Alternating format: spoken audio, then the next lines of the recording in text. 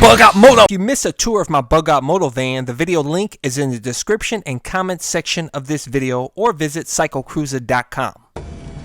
I'm leaving RNK Park and Camp, and I had a great stay here, and I highly recommend this place. Now it's time to hit the road. I'm getting ready to head back to Ohio. There's beautiful mountains there, Pikes Peak.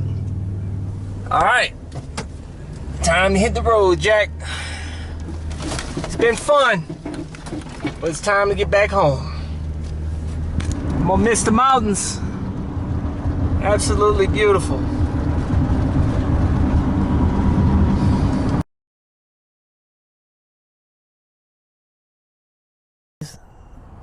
Was riding up in the mountains.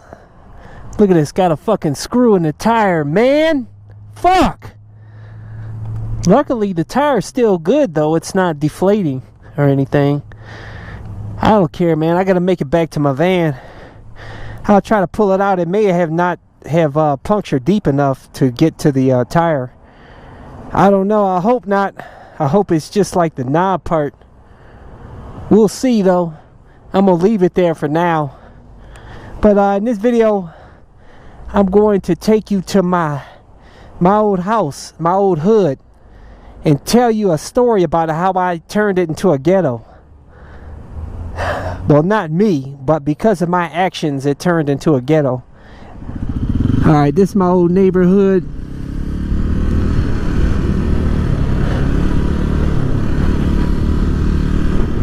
Actually, it doesn't look that bad. Looked like they cleaned it up since the last time I came here. But this was my house right here, right on the corner.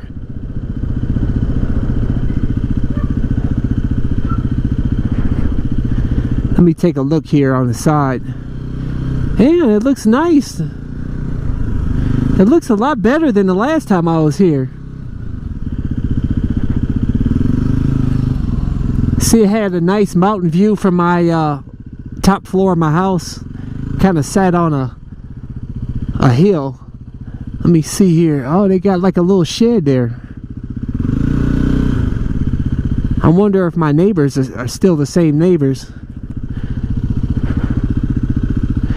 Right here, this is my house that I sold. I made a very nice profit off of this house. But anyways, I'm going to tell you.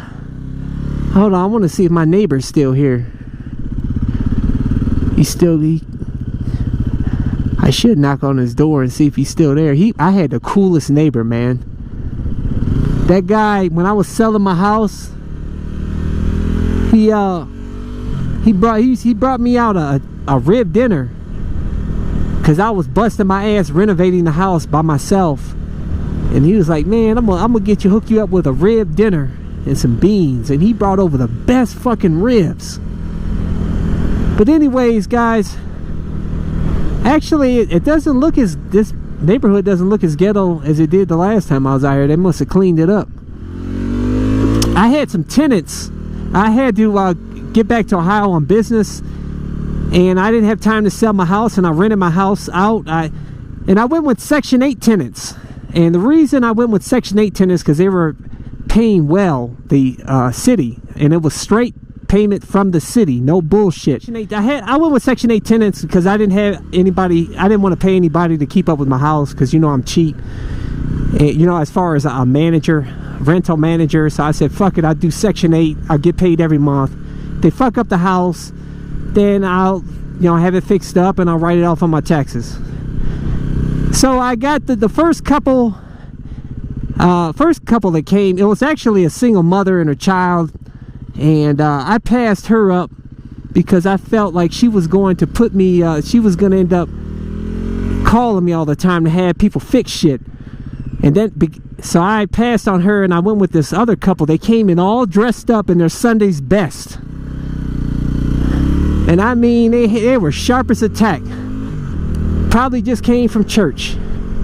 Talked a good game, spoke well. And the guy said, "Hey man, I'm handy around the house. I will never call you for anything. I can do all the repairs, anything." I said, "Dude, I'll take it. You guys are, you know." And they were Section 8 tenants.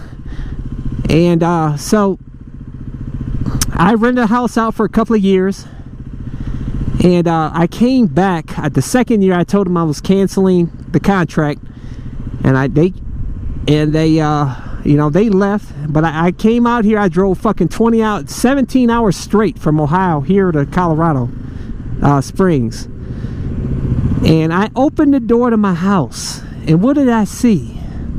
My house was tore up from the fucking floor up, man. Broken window, fucking smashed in garage. Looked like they fucking took a shit on the walls. They had somebody left the water running on the bottom floor. It was 3 inches of water, and 3 inches of fucking water, man. And all I could do was just sit down and put my hands on my face and just, oh man, I was just so fucking pissed off. And then I tried to find out where they were, and they were slick, tried to be slick about it. They had the Section 8 people, and everybody would not give out their new address. And I said, that's fucked up, man. They tore my house up and I can't find these fuckers. But anyways, I went to the Section 8 office. I pled with them to give me their new address. And the guy, the president or whatever, the lead person and with the Section 8 tenant housing, he came to me, he said, he passed me a slip of paper with their new address. He said, I hope you get those fuckers. And so what I did, I filed court papers, had them, and then I had to get them served. That was the tough part. So what I did, I had my buddy dress up in a delivery outfit, like he made him look like a UPS guy, and we made up a package and everything and put the slip inside.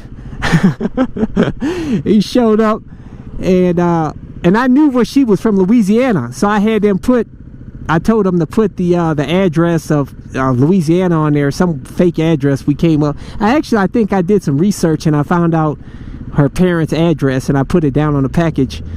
And she said, the son answered the door, and they said it was a package. And he said, who's it from? And he said, from such and such, from Louisiana. She said, woo! Mama done sent me something. And he gave the package to her, and he opened it up, and he said, you have been served. And her son was like, he got your ass. Me and my buddy were laughing about that shit. It was funny as hell, man. But I was able to get those bastards to court, and I won. But I'll tell you guys, I renovated that house myself, man. Oh, by the way, let me get back to the neighbor. When I first came back, the neighbors came up to me and they said, why did you rent that house out to the pieces of shit, man? He said those bastards played rap music at fucking 4 o'clock like 5 or 6 o'clock in the morning, blasting, and their sons would lift weights with a weight bench out in the front yard. And they used to have gang initiations in the front yard, and they spray painted Crips on the street sign. And the son actually had beat the mayor of Colorado Springs' son up or something like that, and he was in jail. It was just all fucked up, man. And then they had all their other buddies that were on Section 8. They came in the neighborhood, renting up the houses, and the whole neighborhood turned into a fucking shithole, man. Turned into the ghetto. And not all Section 8 people are gonna be trash, guys, by the way. You know, I'm not saying that, but the ones they brought were absolute fucking thugs and fucking just low lifes. They were breaking in people's houses. They were spray painting shit. It was just fucked up, vandalized. I mean, they just were tearing up the neighborhood, man. So it looks like they cleaned it all up. They must have got rid of all those bastards. But it all started with me renting my house out to that fucking Section 8 tenant, and her heathen ass kids. And man, I never worked so hard in my life renovating that house. I'll tell you guys, I was up from the crack of dawn to till fucking 3 o'clock in the morning, working non-stop, cleaning, scrubbing shit. I did most of the work myself, except for lay carpet. They even busted down the fence post. I had to put in a new fence post, and that was the hardest job, because the the ground is like fucking cement here in Colorado, man. And so that was a pain in the ass. Everything was just, I lost like 15 pounds renovating that fucking house, man. I'll tell you, that was, but I made a sick profit off of it though, so I can't complain about it. And it all worked out in the end. But I'll tell you guys, I'm never gonna rent nothing out again. I don't ever want to rent any deal with that. I know you can make good money, you know, getting you know, rental income every month, but fuck that. It's a pain in the ass dealing with tenants. You know, yeah, you're gonna have some good tenants here and there, you're gonna have some bad tenants in there, but when you get the bad ones, it just is fucking a horrible experience that you gotta take time off to go to court. It's just a pain, you know, it's just a pain in the fucking ass. I don't want to deal with no rental properties anymore. Fuck that.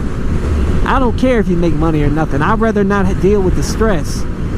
But yeah, I single-handedly turned my whole neighborhood into a fucking ghetto. But on a positive note, looks like they cleaned it all up and it's all good again. It looks like.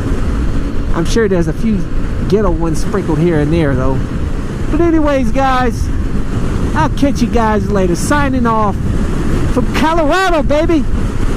Rocky Mountains for that Rocky Mountain High. Deuces. Hey guys, we're here in Concordia, Missouri.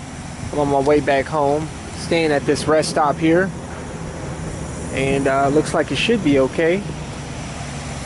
It even has a pet area here that I can take the dog to go take a shit.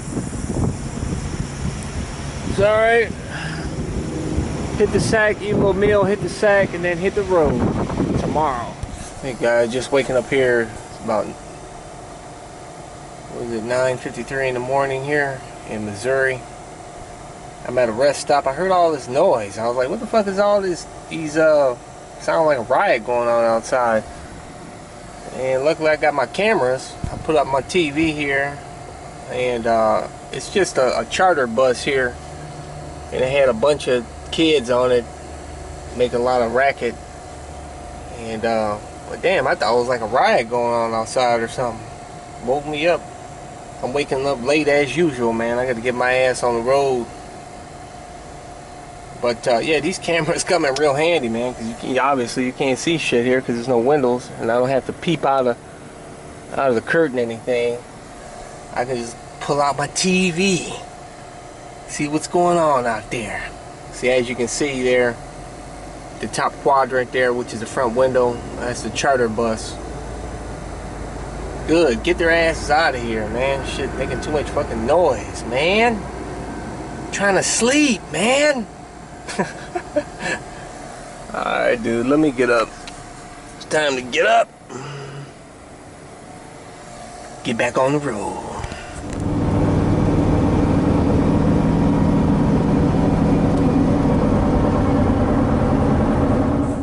Well, guys, this concludes the bug out trip. I'm at home now, and I drove a total of 3,110.2 miles, all the way from Cleveland, Ohio to the mountains, Rocky Mountains of Colorado, and back home.